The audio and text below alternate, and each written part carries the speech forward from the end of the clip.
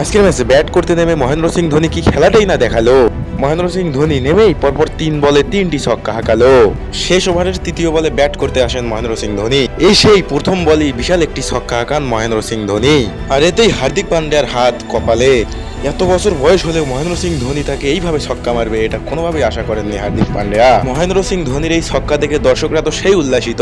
পুরো মাঠে তখন একটাই আওয়াজ, ধোনি ধোনি ধোনি। সত্যিই কি অসাধারণ ব্যাটিং করলেন তিনি।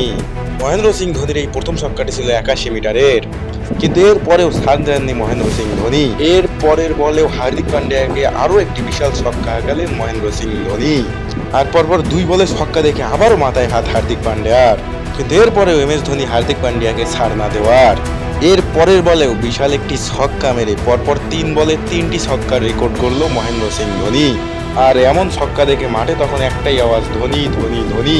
আর এটা দেখে হার্দিকের মাথায় আবার তার হাতখানি।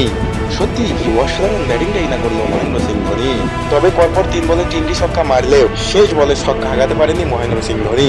এই বল থেকে ধোনি সংগ্রহ করতে পারে মাত্র 2 রান। আর এতেই মাত্র 4 বল থেকে 20 রানের ঝড়ো ইনিংস দেখতে পায় ধোনি ভক্তরা। আর এতেই ধোনি ভক্তদের গেছে মন জুড়িয়া। দর্শক, মহেন্দ্র সিং ধোনির ব্যাটিং আপনার কেমন লেগেছে আমাদের কমেন্ট করে জানান। ধন্যবাদ সবাইকে আমাদের ভিডিওটি দেখার জন্য।